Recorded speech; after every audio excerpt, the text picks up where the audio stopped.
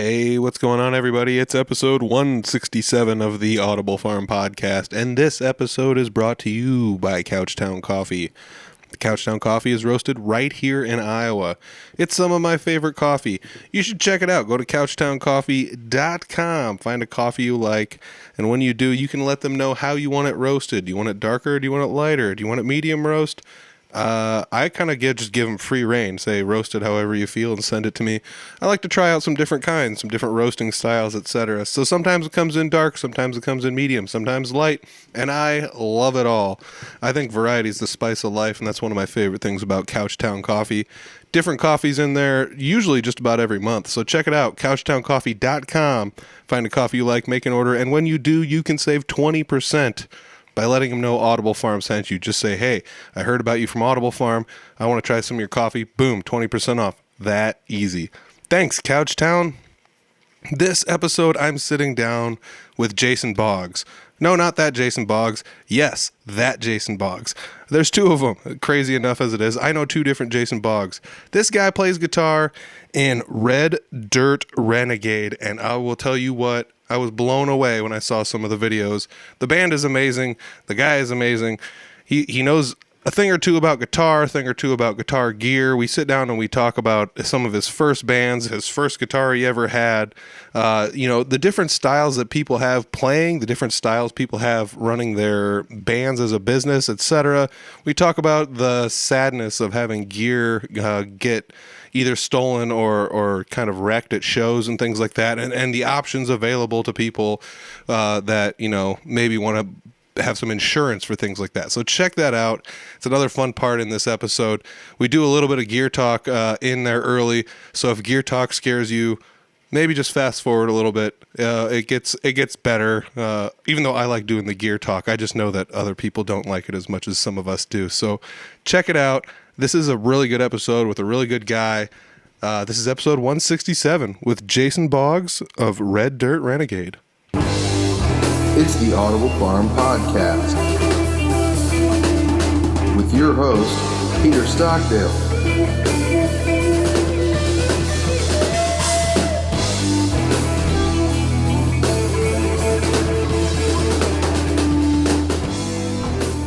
All right, today I'm sitting down with Jason Boggs, not to be confused with Jason Boggs, because there are two of you in the state in the music scene, believe it or not.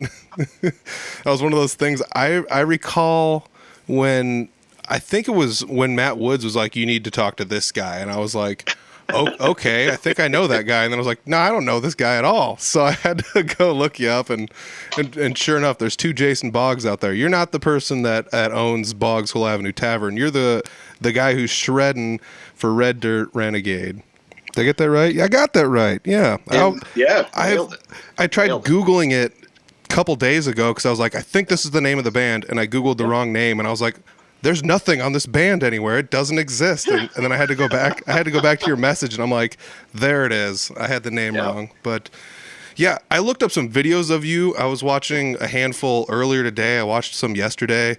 Yeah. You guys are killer.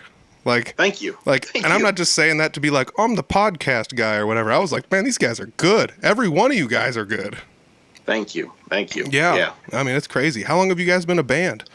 Well, yeah. So that's an interesting story. All right. So buckle in as I tell a tale. I think we got together to start rehearsals, if I remember right, and I think it was late August of 2017. All right. So the only two members that are still original at this point are myself and Larry Beam, the multi-instrumentalist. And he's extraordinarily talented. He plays, I don't even want to guess how many instruments, but on stage he plays banjo, steel guitar, and like an electrified sort of dobro thing. Larry's also a 2-time Bluegrass Hall of Fame member. Oh, dang. Yeah, no, he's legit. And he sings high harmony on lots of songs. He's really talented, special musician. So I got together with him and a couple other guys, and you know how bands are, little by little, attrition happens. And, at first we had a singer that played bass, and we thought, he's got the right look and the right attitude and everything, right vocals. He couldn't show up for practice on time, and he'll remain nameless. I don't want to throw anybody under the bus. No, that does happen, though. Yeah, it does. I mean, it's just the way it goes. So yeah. So then, little by little, we had another singer for a little while, very talented singer, but a little more stuck on older country. And, I wanted to push it further newer and, touch on some of the newer outlaw stuff. My wife and I are big Cody Jinks fans. Like Davis. I love, Whitey, Sturgill, Turnpike, lots of those kind of bands and artists. And I wanted to touch on more of that. I felt like the older market was being served by some older bands. Some of that 80s and 90s stuff was being served too, but I didn't feel like there was any market locally for some of that more outlaw type stuff.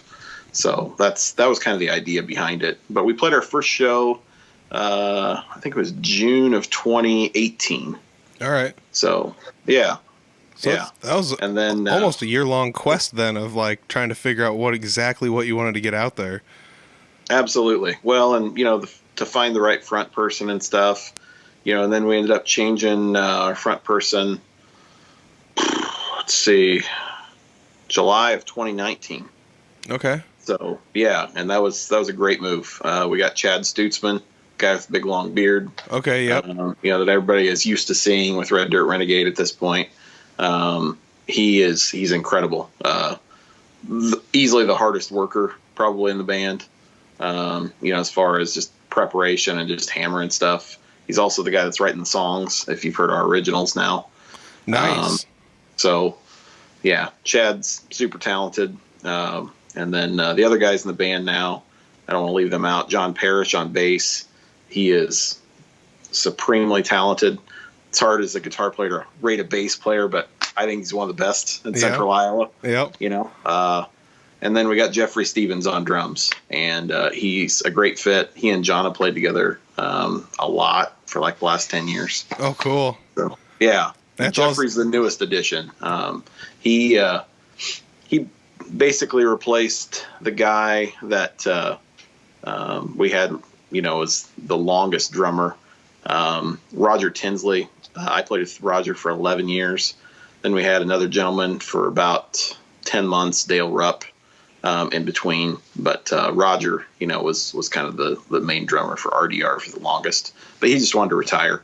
Yeah. And, I respect him for that. That was hard, though, when you're used to a certain feel. You know how that is as a guitar player. Yeah. Honestly, like I'm getting pretty good at like playing with anybody, but there's still some people where when I sit down with them, I'm like, I gotta adjust what I'm doing in order to figure out what's going on here. You know? So it is. I mean, I'm sure they're thinking the same thing too. You know? So it is kind of cool. Yeah. But it does suck when you lose somebody, especially like it's not like anything bad happened. It was just he was just ready to be done. Right. And, Yep. It'd almost be easier. It'd almost be easier if he got in a big fight and he left. Yeah. Not encouraging that anybody. No. But Jeffrey's been great. He's got a great feel, and he and John play together. They're real tight together. Yeah. So when I was watching your videos, I did see the other guitarist playing like slide guitar, like Flying V slide guitar type thing. Yeah. And he's playing over the top, but it's not all just like boring slide. He's like playing leads and stuff with it and everything, and that was something else that like kind of made me just go, wow, it's like, oh, there's two guys in this band that can shred, like not just one, because I mean, I knew who you were, but I didn't know everybody else in the band. And when I'm watching these videos, I was just like, holy cow. That's Larry. That's Larry Bean. And that guitar is called a mellow bar. So it's basically a dobro, and it's in dobro tuning, and it's electrified. Okay. So it looks like a Flying V, but it's got a funny angle on the back, so it kind of sits right for him, so he can stand up and play it. It's wild. Yeah. He sounds wicked on that thing. Yeah. I'll put a link to the YouTube channel down below. I'm sure there's some videos up on the YouTube. I think that's where I saw some of them, but I'll put the link down below for that. So you got to check out the channel, Red Dirt Renegade. You got to check out the channel and look for those videos. They're on there. I mean, just having the two of you guys shredding up there, and it just makes for such an interesting combo. You know, like you never know what you're gonna get. You know, so. Right. You know, and that's not to say like everybody needs 3 guitarists and everybody should be able to shred a bunch, you know, like we need to take the song, you know, Can't You See, and we're going to turn it into a 9-minute long solo fest. No, it's like not like that, but still, like, I don't know. It's weird because when you see enough bands and you see one that kind of just catches your eye, you're just like, oh, wow. That might be one of my new favorite local bands, and that's pretty much what happened. Especially this afternoon, I was just like cooking through videos, like this is awesome, this is awesome, this is awesome. And I guess I didn't realize you guys had originals. Wow. Are your originals available on Spotify or streaming or anything yet? Yes, they are. Nice. So the EP is called Fences to Mend. Okay. And 5-song EP. We were very lucky to have my old friend David Zolo produce the album. I think everybody, you know, in Iowa needs to know who David Zolo is. I'm sure they probably do without me mentioning him. But if you don't, fantastic. Probably, in my opinion, the best honky-tonk piano player in the Midwest. And just a great ear for music, great musician, great, you know, mentor type figure. So, yeah. We recorded over at Flat Black in Iowa City. Okay. And we're planning on doing some more work over there. Sweet. I'll have to check that out. I'm definitely going to look that up. If I don't have a link for the Spotify down below, it should be as easy as just searching the band name on Spotify, which for some reason slipped my mind. I was like going for videos for some reason, but that'll be the next thing up on my playlist queue on Spotify, so I'll have to check that one out next. I'm stoked to hear that because, you know, like you hear a band live, you get the phone recordings, you get the best recordings you can get with, you know, maybe GoPro or pulling in some raw audio somewhere. But I can't wait to hear those studio recordings now, you know, because if I was already that impressed by the YouTube videos, I was like, oh, man. So I'll have to check that out. And I'm not here just to be like, woo, it's so awesome. But I have, like, seen you play online before. You and I are Facebook friends now. And it's one of those things where once you see somebody play a little bit and you're like, oh, okay, this guy's got some chops or whatever. And then you and I have talked a little bit about gear here and there. And, you know, we're not ones to shy away from diving into the gear that we enjoy, you know. Absolutely. We have slightly different tastes, but I will have to say, like, the tone is impeccable on just about anything you're plugging into, it seems like. I appreciate that. Thank you. Yeah. I mean, even Ron Lee King, somebody that's been on my podcast before, has swung down to your place and played on some of your gear before, which was pretty cool. I was like, I know that guy, and I kind of know that guy, and they met each other.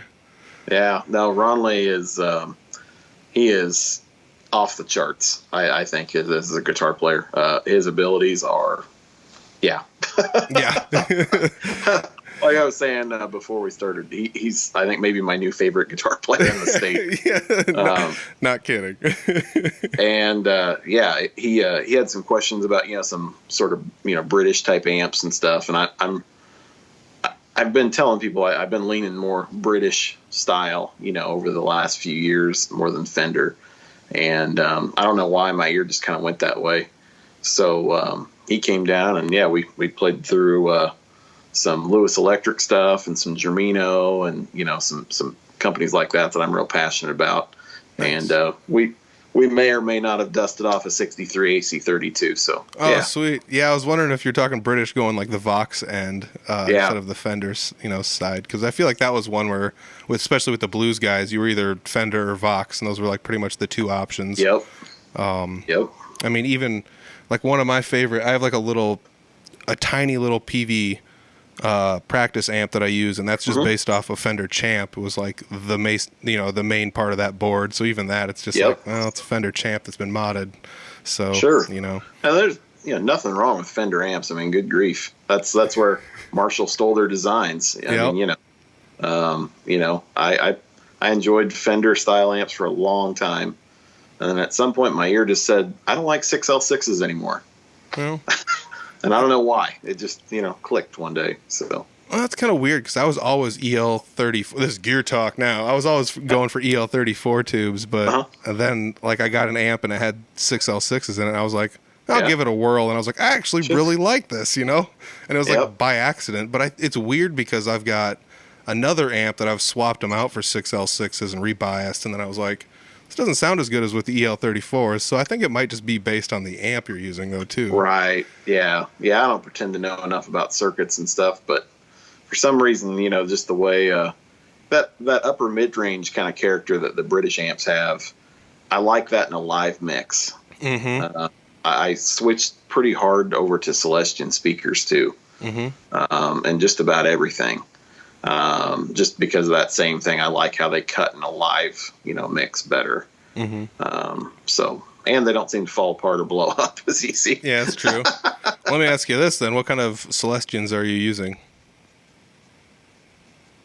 Oh no, we had a little bit of a freeze up here. What kind of Celestion speakers are you using?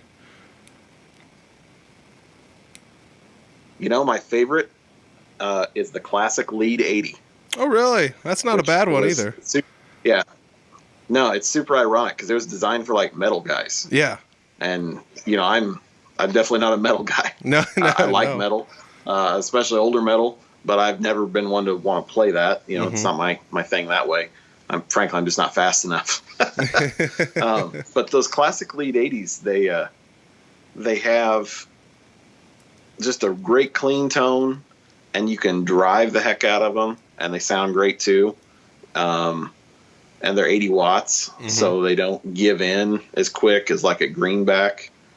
I love greenbacks, but you can only push those so far. Yep. 25 watts each. They sound great being pushed, but I don't always love them in other applications. Yeah. So let's steer this towards another direction. So like online, I always see in groups, and I don't say always, but I see in groups often enough where people are like, I had my guitar stolen from a storage unit, or I had my blah blah this, that, and the other, or somebody took my guitar from the show we were at, or something along those lines. And it happens. It's like super sad. It's honestly one of my biggest fears, especially like going to shows and coming back. Like, here's the craziest one. I showed up to a show and a guy had the exact same make and model of a guitar that I had. It was just like a white Les Paul, but it was in the same case. They just had different years and obviously different wear markings. And I picked up his case and walked out with it, and the guy like comes running down the street. He's like, I think you have my guitar. And I was like, no, this is mine. And I opened it up and I was like, well, it looks like mine. So I flipped it around to look where all, like the buckle rash that I know is on. I was like, no, this ain't my guitar. And he's like, yeah, like they were sitting right next to each other on the side of the stage. So like, I mean, even by accident, something like that could happen and somebody might not notice. But like gear theft in general has been something that's like always worried me. And you had a really good post recently about how not terribly hard it is to insure gear just in case, So, I mean, I know that you work in the insurance industry, so you would obviously know that more than, somebody like me, but like, let's hear exactly how easy it is. Yeah. So yeah, I'm an insurance agent, for Farm Bureau. Name of my company is Jason Boggs Agency Inc. So just get that out of the way. I was a claims adjuster for 11 years before that as well. So I know insurance fairly well. The big hang up a lot of times is basic homeowners insurance policies have a limit on how much for specific items. So things like, jewelry comes up a lot. Fancy furs, plateware, musical instruments comes up a lot. And there's a limit in your homeowner's policy or renter's policy, whatever it might be. And it'll say, okay, we'll cover up to this amount. So for jewelry, it's usually like $1,000. For instruments, a lot of times, depending on the company, there's a limit and it varies. Some companies will say, well, if it's just sitting in your home, it's covered by the contents coverage. And that's true on some. Some companies have a limit and it'll be like $500. Oof. Well, if you have a, $3,000 Les Paul, or, I think even used American Strats are probably over $1,000 now. Yep. I'm gonna say at this point you might as well just have like a new Epiphone Les Paul. It's more than that. Yeah. I mean, it doesn't take much to hit $500. So some companies will allow you, if you're a non-professional musician, to get an inland marine policy and then put those, guitars in a special list with serial numbers, the year, and a description of what kind of guitar it is. And then I always recommend to my clients, keep photos and store them off premise.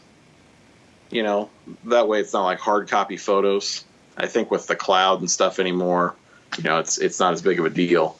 But for some of those older school people that might have hard copy photos or something, put it on the little discs, whatever you call those. Plug it in your computer. The USB flash drives. The USB, flash drive. I'm sorry. Plug that in. Have your kid help you or whatever. Put the pictures on that. Keep the flash drive somewhere else or in your safe or whatever. To prove what you have, and then obviously update your agent when you buy new stuff. It doesn't have to be all the time, but if you make big purchases and you want it covered, you better call. Yeah. Now the catch is this. So there's an exclusion in most homeowners and renters policies. This is getting into the nitty gritty a little bit, but it's important. And it says if you make over $1,000, it is a business. So for those that are gigging musicians, if you're playing, more than probably 5 to 10 shows a year, you're going to be over that $1,000 mark pretty quick. Depending on what you average, and that's none of my business, but people can figure that out pretty easily. So again, $1,000 per year is the other catch. So if you have that instrument out at a gig and you've made more than $1,000 in that year from your gigs, they're not going to pay that claim. So you have to find an insurance company that will either write a commercial inland marine policy because it's a commercial or business pursuit, or if you want to give me a call, I can actually help you put it on your homeowners or your renters policy, because Farm Bureau allows us to have professional and non-professional musical instruments, which is really unique. Yeah. It's something I really enjoy working with musicians on. They know their gear's covered. There has been a claim that's came up. I can't disclose, of course, the client and stuff, but he was paid in full. Cool. He actually had an accident walking into a show. No. He took a tumble and the guitar snapped. Oh my gosh! Under his weight. Yeah. And it was it was one of those where he called and I'm like, well, we're gonna find out. And sure enough, he got paid. And, this doesn't happen all the time, but the Farm Bureau adjuster agreed to give him the parts back too, so he could salvage some. Because I said, what are you guys going to do with the parts? And they're like, we're going to throw it in the dumpster. So that's true. So they had like a box of, scrap wood and some parts, and they gave him the box and his check. Oh, so, neat. Well, that's pretty cool. Yeah. I mean, it's so sad that, oh my gosh, that'd be like the worst. I'd almost rather have it stolen than slip and fall on it and break it. Like, oh my gosh. Yeah. Oh, that was a bad deal. So scheduled personal property, inland marine, those are a couple things, but you need to really check hard with your agent on what the exclusions are in the policy too. Or, like I said, just visit your Farm Bureau guy or give me a call. I've written plenty of these now, so nice. Real familiar. Yeah. So I mean that's just your reminder to everybody. If you have gear and you have insurance, hit up your insurance adjuster, see what he says. Get a hold of your agent, figure it out. If you rent, I'm surprised by how many people don't actually have renter's insurance. I bet I think some of it is they're just scared of how much it might cost or whatever. I get it, but it's actually like pretty affordable for some plans, so it might be worth checking out. But I'm not. Yeah. So to give a number on that, and I think it's important. A commercial standalone type policy, if you play, let's say around 30 to 50 shows, something like that. So you're more of a, weekend warrior type. I guess I'd probably fall into that camp anymore too. You're probably looking at like $500 a year. Not bad at all. With gear coverage plus commercial liability. So for those places like the town festivals that ask, hey, can you provide us an insurance certificate? You can say, yeah, I've got $1 million general liability policy. Oh, cool. Yeah, no, it's pretty cool. Awesome. So it serves both purposes. So yeah, easy cool. to do. Oh, man. Easy to do. Well, yeah, I mean, anybody out there, and I mean, I can speak from experience. I'm one of them weekend warriors, but I do know for a fact, if you get after it, you can make, some decent money. Just a couple shows worth could pay off all of your insurance for the whole entire year. So, yep, yeah, and attaching it to your homeowners is even cheaper. You're probably under $100 a year to attach it to a homeowners or renters. That's why I almost get upset when I see the posts, because so many of these guys know that I do this, and I'm like, it doesn't take long and it's very inexpensive. Yeah. There's one guy I saw that got ripped off, I think 2 times. And he reached out to me. We did a quote, and he still didn't do anything. Oh no! Oh no! I mean, that's like I don't know. It's honestly like when I go through the internet and I see that, my heart just sinks. I instantly feel bad for the person. I don't even care if you're getting like $100 practice guitars and like $50 practice amps stolen. Like, I don't want any of my stuff stolen. I don't want the $10 stuff stolen. I don't want the $200 and the $500 stuff. I don't want none of it stolen. I don't want you to steal the blown out speaker that's in the other room. Like, Right. Yeah. I don't know. The world is a crazy place. So yeah, anybody, if you have any, anything you want to know about that, ask your agent or hit up, Jason. Jason obviously knows what he's talking about. So even if you got questions, hit him up, make a business phone call. He's available online. I know you've posted it on your Facebook at least. So check him out online on Facebook. Make sure you get the right Jason Boggs. The other Jason Boggs is a great guy. He's probably not going to know as much about insurance. I won't know about as much about the bar industry either. So probably. Touche. Quid pro quo, sir. Quid pro quo. So we were talking earlier. Red Dirt Renegade. It doesn't want to come off my mouth easy. I'm gonna have to say it 100 times. But what were you doing before you started that band? Like, were you always this good, or were you cutting your teeth somewhere, or did you just pick up the guitar and start shredding? Like, how did it go? No, so I was a late starter. I got a guitar because I begged for years, and my grandma helped loan me the money. As a kid, I was, I think, 17 when I got my first guitar. Neat. And it was a Washburn Strat off of a guy that lived in Creston, and it had like a little tiny amplifier that worked for 2 or 3 weeks. No. So yeah, my grandma, she loaned me money. She charged me 10% interest too, which is super fun. But she wanted to teach me a lesson about this. That's true. And it is a good lesson. And I paid her back with her interest. And I've been very thankful for that, for the opportunity. I was obsessed with music since I can remember. I remember sitting in front of the record player as a little kid, listening with my parents to whatever they wanted to listen to. I remember singing along in the tractor and the truck as a kid. The one that really, really turned my ear was the Dwight Yoakam Guitars and Cadillacs. The tape. Pete Anderson. Of course, I didn't know who he was back then, but the guitar and the vocals on that album just blew my mind. I can't even tell you how many times I made my dad play that tape. So that was a good one. And I watched Austin City Limits every Friday night, on Channel 11. That was kind of my thing. So, yeah. Yeah, I grew up in the country, and that's pretty much all. We had 4 channels, and sometimes some of them didn't come in. So, an Iowa Public Television always came in crystal clear. Right? Yeah. Oh man. So I've watched my fair share. I grew up in South Central Iowa, Garden Grove. So tiny town. Our Channel 5 didn't come in most of the time. That was the other one, Fox and Channel 5, which would be ABC. Right. Neither one of those came in most of the time. Right. So, Yep. yeah. So that's like, I don't know, not to get off topic, but I grew up and I was always like an AFC guy in the NFL because I never got to watch the NFC because Fox never came in, you know? So,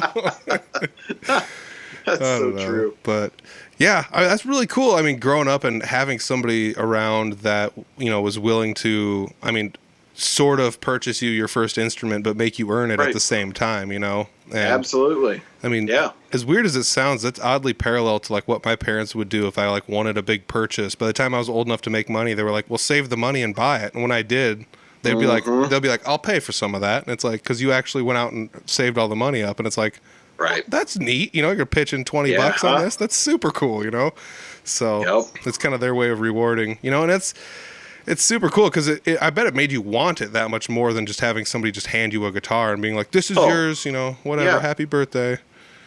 100%. Yeah, without a doubt.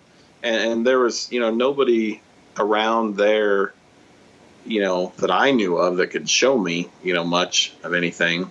So I was a really terrible guitar player for a long time. Gosh, I think the turning point for me was around 21. I think I met Bob Pace. Oh, cool. And it might have been 22. I can't remember. Early 20s. I know that I was old enough to get into the bar legally. Yep. And Bob was so nice. He gave me some lessons for free. Gave me quite a few, actually, because I did, and I didn't have money. And he had heard through the grapevine that I could cook fairly well. So I'd have Bob over. I'd cook him food, and you know, down home kind of country food or barbecue or whatever. And he'd give me a guitar lesson, and man, I learned a ton. That's and awesome. I can't thank him enough for that. Well, I'll tell you what. And then he's stellar. As crazy as it sounds, I've got to hear him a fair amount by playing at the Gas Lamp on the late shows on Fridays because he plays the early show, or is it Saturday? Yep. One of those days Friday. on the Friday. Yeah, it's Friday afternoon. He is the band on Friday at the Gas Lamp in Des Moines for the early show. Yep. So like 5 till 9, he's up there rocking pretty much. Mm-hmm. And so that's crazy. Yeah, I've got to see him a handful of times. Dude's insane. Very good. Yeah, he was kind enough to refer me for my first band, Backstage Boogie Band. That was like a 60s soul R&B blues kind of thing. I learned a lot, you know, and then I started my own band, the Eldorados, and we played rockabilly music. And I did that till about 2015 or so. And then I got on with Randy Burke and the Prisoners at the State Fair, I think in 2015. Because his guitar player left. And then I was Randy's lead guitar player for, I think, about a year and a half or 2 years, something like that. So, yeah. That's cool. That's kind of the path. It sounds like you get to try like a handful of different styles along the way, and not just you know. I guess I know you most predominantly as like a country and blues guitarist, but you know, like you said, you got some more older R&B and soul type stuff in there originally, which is pretty cool, honestly. Oh, it's great music. I love it. That's so fun to play. I got to do one of those shows last year, just as a one-off, and backing up Bree Edwards. She's a really great jazz singer around town, and just some phenomenal musicians. Sanchez Bell was in that, and Emil Miles, and Tim Hammett. And we had some horns and different players, but that was really fun. And like I said, it's just a one-off kind of show. But to play those parts, you know, for 15 songs is pretty cool. Yeah, that's pretty sweet. Yeah. Oh man, and I think that's like understated too, as far as musicians go, is playing different styles. You know, going to jam nights was something that really opened my eyes, because I could play like at one point in time I could play like metal, punk, and blues, and I was like, I could fit in with anywhere. That's pretty much the gist of it. And then you have to really like, you can play with these folk and country guys, but you got to kind of bend what you're doing to fit what they're doing. Otherwise, otherwise you're going to get in the way. So I had to figure it out pretty quick. But then, you start going to different jam nights. It's like, well, this guy likes to play funk songs and that guy likes to play jazz. And it's like, I'm just going to have to try to keep up with my like minimal knowledge on this stuff, and you start to realize like, I used to think like, oh, country music's easy. And it's like, well, no, not really. Like some of what those guys are doing is pretty crazy, and it's like, some people might be like, punk music's easy. It's like, I don't know. Like some of that's kind of hard just to play power chords the whole time, just like nonstop and palm muting and all the other. Yeah, that's not easy either. Yeah, everything takes its own stride to be able to get good at. And is there like anything that you have like played along the way getting to where you're at now that you're like, I should probably spend more time doing that? Or do you think you really enjoy the avenue that you've kind of gone down? I'm really enjoying this avenue a lot. Right now, it's so challenging. Anytime I need a case of, humble, I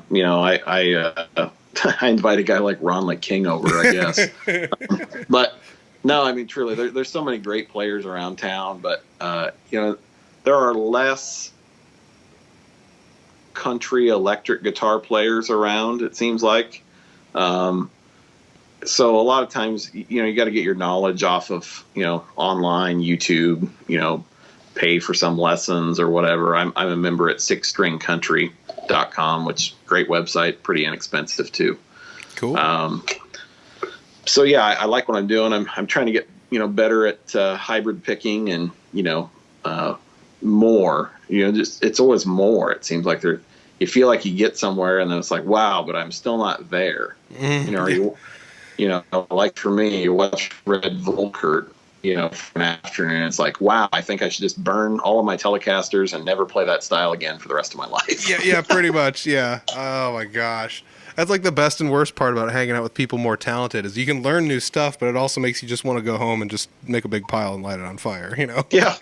It's, I don't know. It's just, it's such a weird double-edged sword to just go out there and do that. And like you said, you don't see yourself progress because you're playing all day, every day anyways.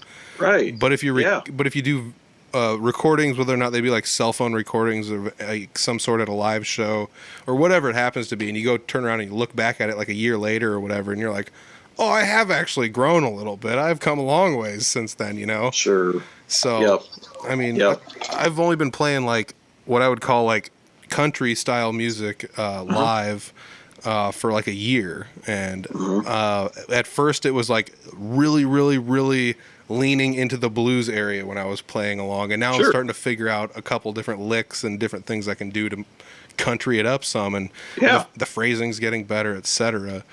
And that was honestly the most humbling thing, because it was just like, this isn't as easy as I thought it was going to be, initially. Oh yeah, no, it's a steep mountain to climb, it seems like to me. It's like Matt Woods and I talk about the different blues styles and how you can just really get lost and going down those rabbit holes too. That guy, he'll hate it that I'm saying this, but I feel like he's really mastered a bunch of different blues styles at this point. He's not just good at them, like he's mastered some. Oh yeah. Which is really saying something. And it's hard work. He puts in the time and plays the shows, and he's putting in the work to get there. Just like anybody else that's great. I can name off other guys. One I always think of, I've always said this around him, James Bean, who is a beautiful human being as well as just a phenomenal musician and a great guy. I will not play slide guitar in front of him. I just refuse. That guy has mastered slide guitar inside and out and every which way. There's some really, really top-notch players around Iowa. Oh yeah. It oddly reminds me of the time when Ron Lee was on the podcast. He drove up to my house to be on the podcast, and he's like, well, let's play a little guitar before we do the interview. And so I got a guitar, I hooked him up with one, I turned the amp on, and I got it where it's set where he wanted to go. And I'm going to get another guitar out, and he's like, and I was just like, I don't want to play anymore, dude. And I just closed my guitar, and I was just like, I'm done. Let's just do the interview. Like, I'm good, And it's funny because when you ask people like, like, you, Matt, Ronley, Jeremy Ober, I don't care who it is. How'd you get so good? It's practice. It's obvious. It shouldn't be a question. It's obvious. It's practice. I mean, hours. Yeah. I mean, hours of frustration. Yeah. And the worst part is like when you first start out, like I think back to when I first started and how many hours I spent practicing the most mundane stuff, but you got to have the building blocks somewhere, you know? I'll tell you the one I remember. The switching from a G chord to a D chord. And getting like fast at that, I'm like, it seemed like I was learning to walk or something. Yeah. You know, and I'm like, am I ever going to be able to do that? It's just, yeah. I can't tell you how many times I played that wrong, of course. Oh, it's gold. I give guitar lessons on the side, and that's like something that, like right now I'm going over with a student because he knows all the chords, he knows where everything's at. I'm working on getting him to switch faster, and the G to D and the C to D were the two that he's just like, this is such a long ways for my fingers to move, and I'm like, oh, it's awful. It's horrible, and it's funny because I always think to myself like, kid, this is easy, but it's like I've done it a billion times, right? And whenever I need a reminder, I get a left-handed guitar out, and I'm like, oh, this is how they feel. So, I mean, because my brain knows where everything's supposed to go. It's just mirrored on the other side, and I still can't do it because I don't have the muscle memory. So I always have to like humble myself back to that. That might be my next parlor trick. I might set aside the right-handed guitar for a while just to learn left, just to have people be like, wait, what are you doing? Like, I don't know. I just think it'd be funny. Bob Pace did that for a while. What? He did. You should look at videos. That dude started playing left-handed for a while. Oh my gosh. And he's really good at it. Ah. No, I know. It's just sick. It almost really upsets me, but I wouldn't expect anything less out of him. Well, it upset me too the first time I saw him do it. Like he switched hands in the middle of the show. I'm like, oh, come on. Really? It's not even fair. No, and like he played a few songs that way. I'm like, no. This isn't right. That's so funny. Yeah. Oh my gosh, what a stud. I should hit him up. I don't know. He's probably a busy guy. I wonder if he'd be on the podcast. Oh, man. Because like I said, I'm sure he would. It's so nice to know that he's also a nice guy, though, too. Because like I said, I've seen him play, and I hate to say it, but, you know, you see talented people, and you're like, oh, I don't know. Hope this guy's nice, you know. Right. I'm not going to go say anything to him. I'm scared, but I hope he's nice. And then you hear that he's a really nice guy, and it's like, awesome. Yep. So that's really cool. It's really cool. Yeah, I don't know about you, but I've met some of my heroes, and they weren't so nice. And that was disappointing. It's happened a couple times. But also I think to myself, like with some people I've met are like world famous people where like I got the opportunity to hang out with them and spend some time with them. And then you realize like everywhere you go with this person, they're getting mauled 24/7. Right, it's like, it would be tough to be nice all the time. Though, too. Right. So I always try and tell myself maybe there's an isolated incident, you know, where you were the person that met this person after they had to shake hands with somebody that sneezed in their hand or something, you know? So they're just like, oh my gosh.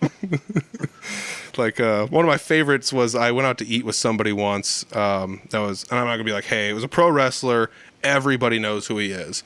Sure. But I go out to eat with this guy and he gets pancakes and he's like, do you have maple syrup? And she's like, we got syrup. And he's like, yeah, but is it real maple syrup? And she goes, it comes in a real jug.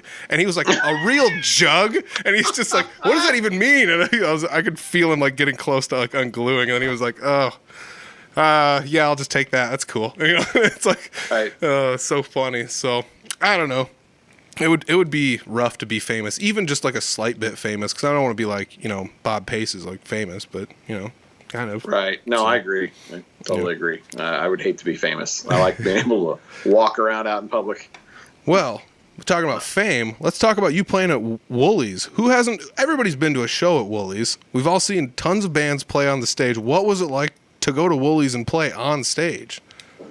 So that was not my first time, actually, for myself. Oh, wow. So when I was with Randy Burke and the Prisoners, we opened for at least 3 or 4 different national acts. So I played lead guitar for Randy and was on the stage at Woolies too. Cool. Mickey and the Motor Cars are one of them that we opened for. I'm like 99% certain we opened for Turnpike Troubadours, and then embarrassingly enough, I didn't know who they were at that time. So I didn't stick around for the show. I went home. Oh my gosh. We opened for a couple others, too, and so I'd done that a few times, but it's super fun, great sound system, big stage, you feel like you're important for, a little while. Yeah. I mean, but you are. I mean, because you're up there. Not everybody gets to play on that stage, Right. Yep. Yeah, it was an honor, definitely. Your Turnpike Troubadours story reminds me of I've been to a bunch of really big concerts, and handfuls of times I've skipped out on the openers because I don't know who they are sometimes or whatever. You're running late, or right. I just got to make it by the time this band plays or whatever.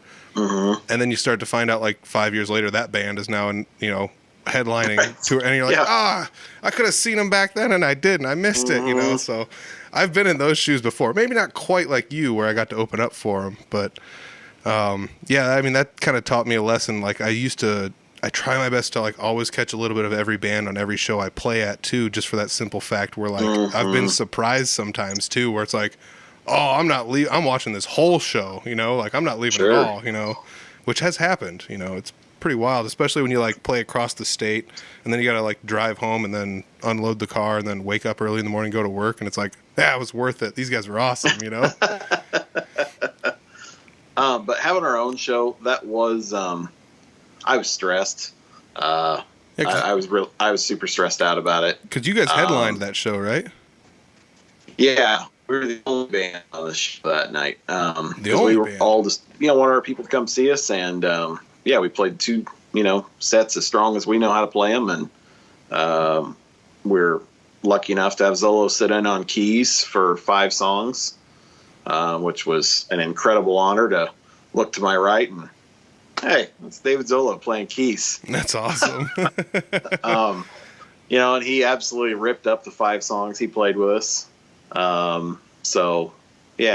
Actually, no, excuse me, played 7 songs, not 5, 7. Yeah. And, I was nervous. Turnout was double what we expected. Oh, it's awesome.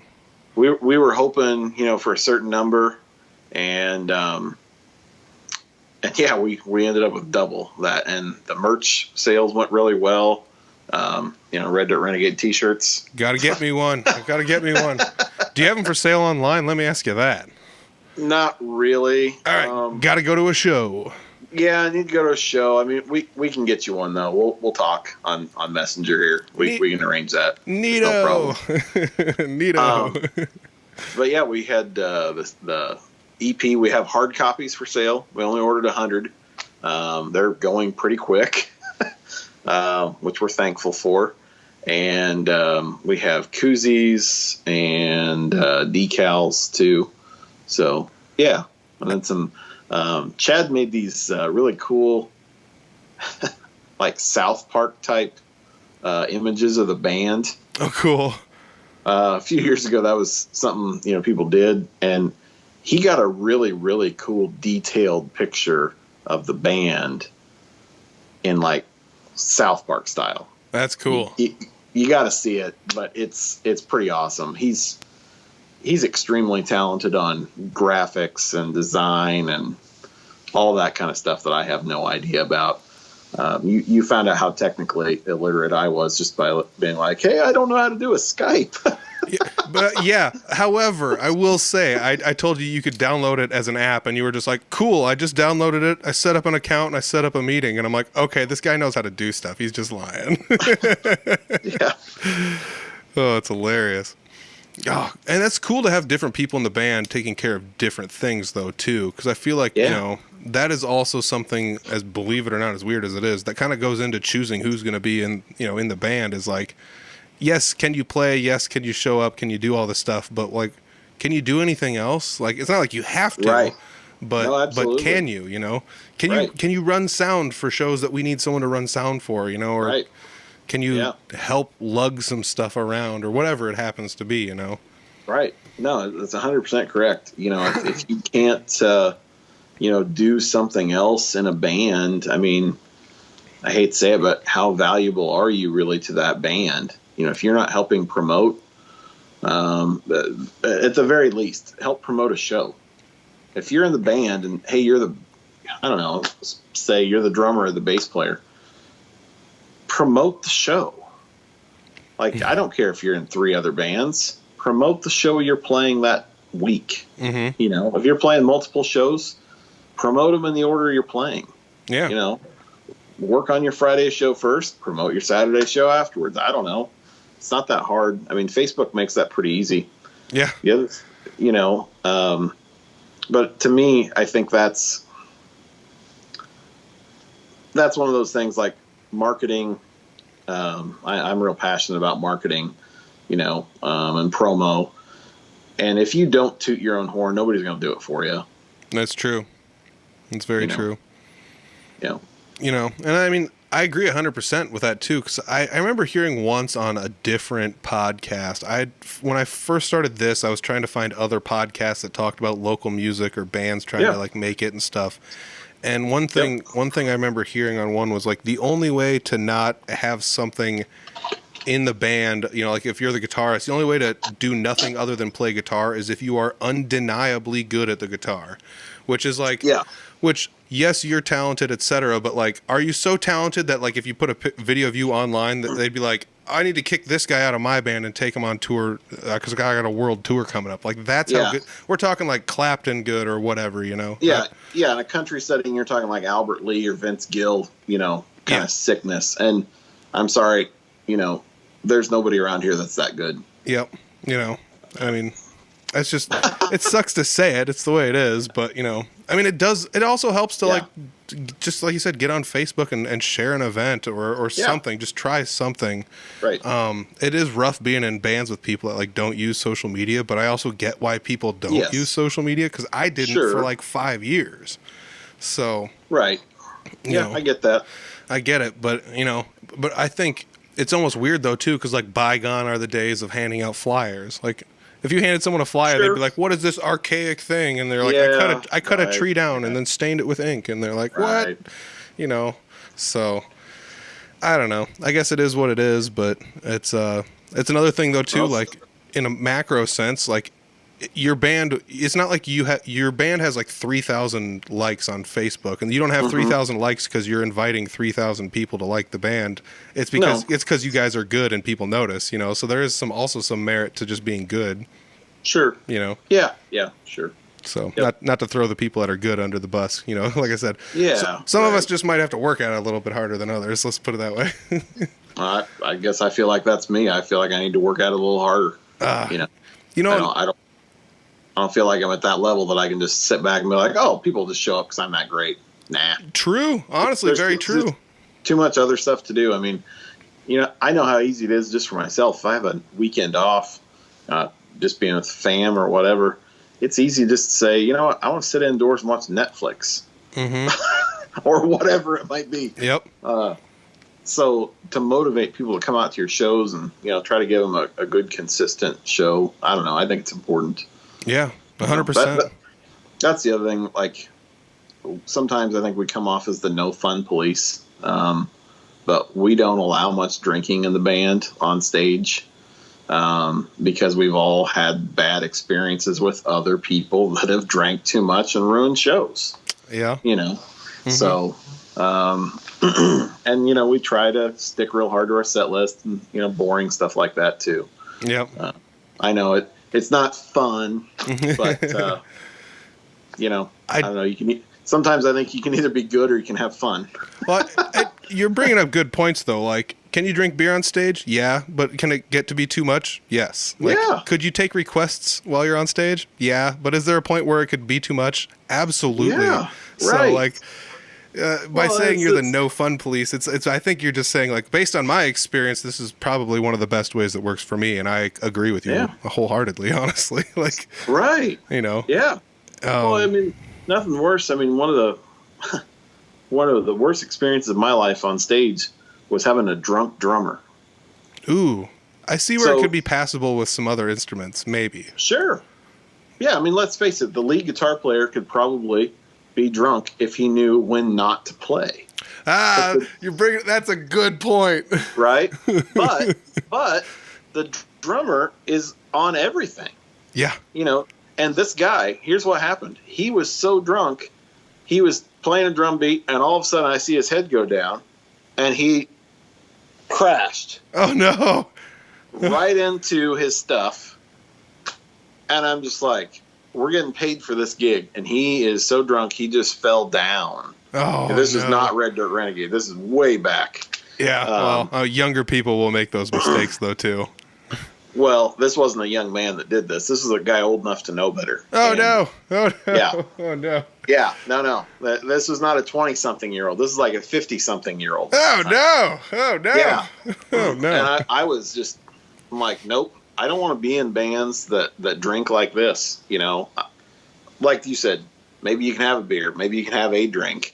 But let's not, you know, think we're...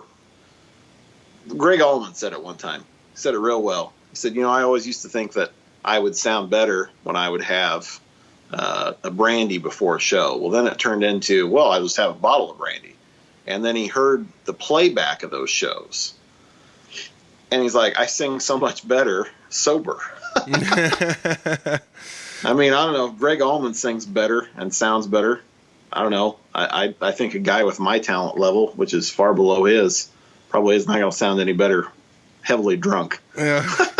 Well, I mean, I also do want to say that, like, I've said it before on the podcast, but, like, being in a band is you get out of it whatever you want to get out of it. Like, some bands want to have the party band with the party atmosphere. Absolutely. And it works great. I've been to those shows. Yep. The bands are awesome. The environment is awesome. I get it. Yes, it is. Yeah. But and that's perfectly legitimate too. You're exactly right. Yeah. I mean, honestly, some of my favorite music, I mean, I was in my 20s, but some of my favorite music growing up, like from like local-ish, like underground bands were like those types of bands, you know, and it was awesome to go see them in dingy little bars and just be like, yeah, just going nuts and stuff. Absolutely. Yeah. But I don't know. Yeah. I also think some of it's a time and a place too, though. Like if you're getting paid money to show up to be a certain, you know, set of professional, you should probably like at least meet the standard, but right. I mean, far be it for me to say how anybody should run their side business, or I'm using air quotes for people not watching the video, which is a lot of you. Get on that Patreon, watch the videos. Absolutely. Man. Sign up. It's $1 a month. No, it is $1 a month, but that's okay. So I do have to like just reiterate. I said it in the beginning, like, you're a really good guitarist. Watching your band actually play in video form was just like, holy crap, these guys are all really good. So once again, if you haven't heard them, check them out. I'll have a link to some social media, the YouTube channel and such down below. So everybody check that out. You know, and I also love like meeting people. I feel like a lot of you guys are built of the same ilk. You know, some of my favorite guitarists in the state are people that work hard and they understand that, like, you know, what they want to get out of something and they're goal oriented. And I feel like that's you know.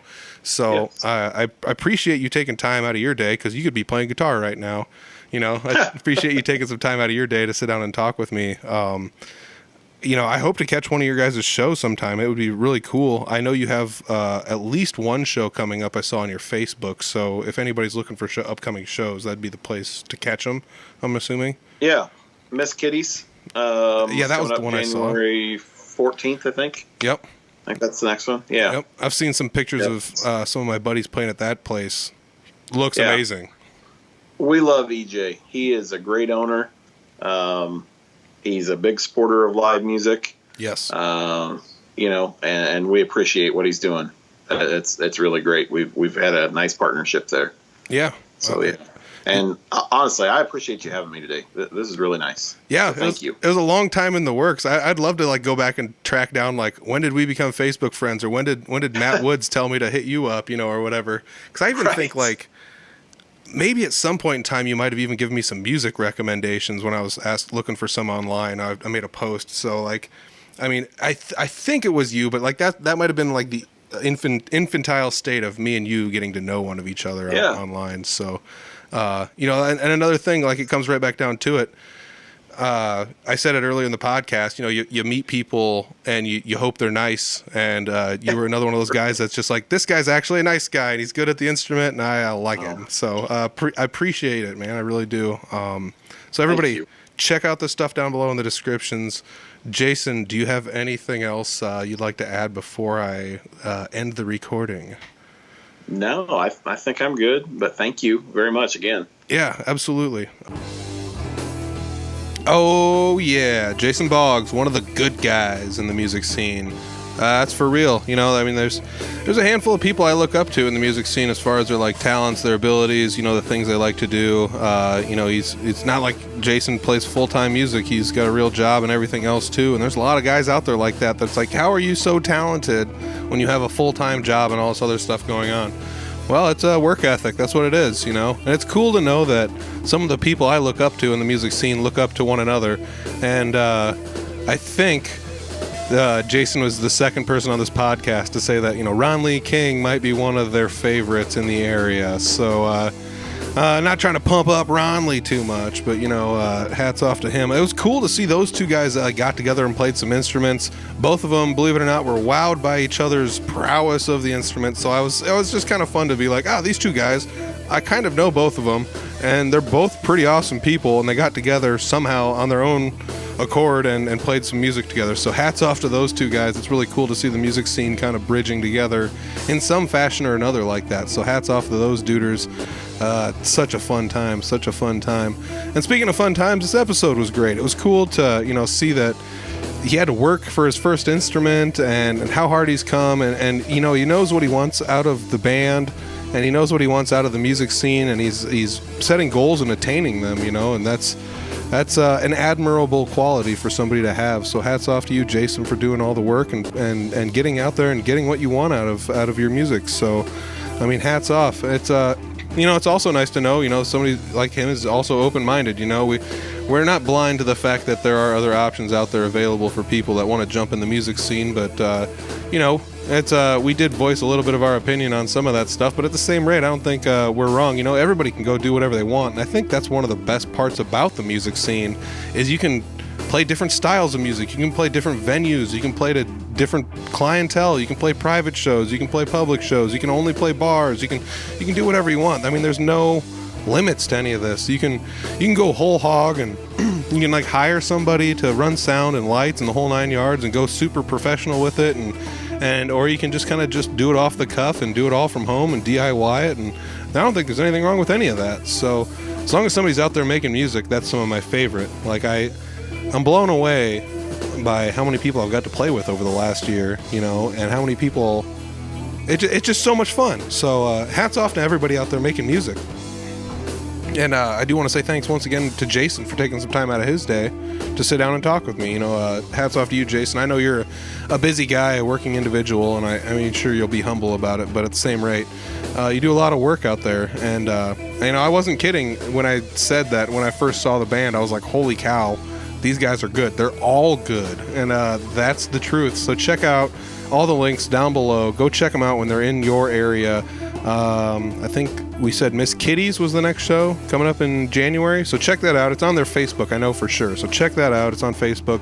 Some of the videos I referenced are on the YouTube channel. There are some on Facebook. I'm not sure if they're on their Facebook page, but there are some videos of them playing online on Facebook as well, so check out the videos online. I will have to say 2022 is going to be the year where I'm going to check this band off my list for sure, and it's going to be Red Dirt Renegade.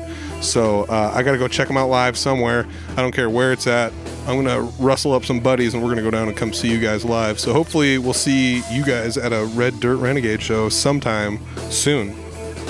If you guys are looking to support the Audible Farm podcast, you can do so non-monetarily by listening to the podcast. You're doing that right now. If you want to also support non-monetarily, you can subscribe, share the episodes everywhere, on all social medias. It's on YouTube. It's streaming everywhere. You can stream anything. You can stream the podcast right now from Facebook, as a matter of fact, which is really cool. I just got that hooked up in the last couple weeks, so check that out as well. And I got to say thanks to everybody for listening. The podcast is always going to be free, but if you want to pay a little bit of money for the podcast, you can watch video versions. It costs $1 a month. It's on the Patreon page. Check it out.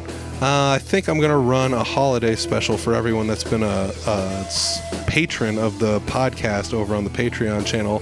So subscribe before December's over. I think I'm going to throw a little discount code up there for everybody that is a patron. So thank you guys for being a patron, the ones that are, and if you guys want to watch the video versions, they're available on Patreon. I'm still debating whether or not to release the older episodes. I do have some episodes that are a little over a year old on the Patreon. I might start releasing some of those like a year after they're done with. I don't know. I'm still debating on that. Check out the Patreon. Otherwise, video clips are available on the YouTube channel. Don't forget to subscribe to the YouTube channel. And I think that's about it. Oh, check out the Audible Farm shop. shop.audiblefarm.com.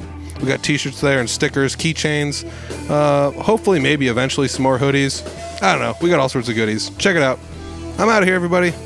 Thanks, Jason, for joining me. Peace.